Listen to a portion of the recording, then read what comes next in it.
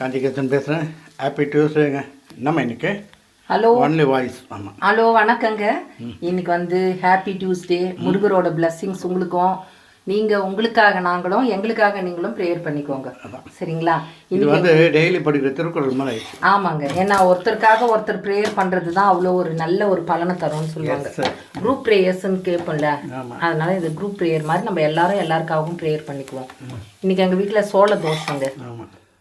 சோள மாவு வாங்கிட்டு வந்தது இருந்தது, அது கூட நம்ம வீட்டில் அரிசி மாவு மிச்சம் இருந்தது, அது கூட மிக்ஸ் பண்ணி ஒரு 1/2 hour நல்லா ஊற வச்சுட்டோங்க.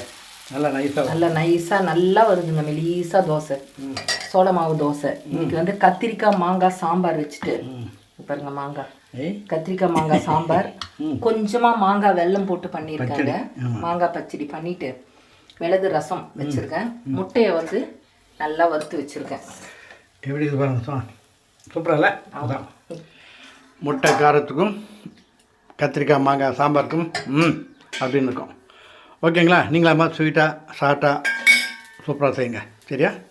என்னம்மா வேறு என்ன சொல்ல போறியா? எதுவும் சொல்ல, எல்லாம் சொல்லிட்டு எல்லாம் சாப்பிடுவாங்க.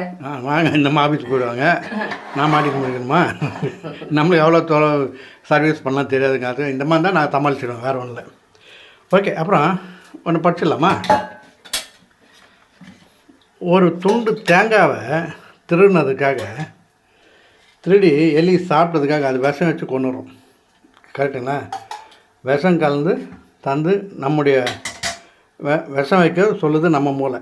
அதே கோடி கணக்கில் திருடுறவனுக்கு ஓட்டு போடாதுன்னு ஏன் நம்மளுக்கு கற்றுக் கொடுக்கல? சின்ன துண்டு தேங்காவை சாப்பிட்டதுக்கு அந்த எலியை விஷம் வச்சு கொள்கிற மூளை கோடிக்கணக்கில் திருடுறவங்கள ஓட்டு போடாமல் இருக்க ஏன் நம்மளுக்கு சொல்லித்தரல? இது ஒன்றாட்டிங்களா? இன்னொன்று, ஒரு பையன் ரொம்ப ப்ரே பண்ணுறான் சாமிகிட்ட. அவன் தொல்லை தாங்காமல் சாமியே வராரு. உனக்கு என்னடா வேணும்? ஏன்டா என்னை சும்மா டிஸ்டர்ப் பண்ணுறேன்றார். சாமி, எனக்கு ஒரு வரம் வேணும். சொல்லு, என்ன வேணும்?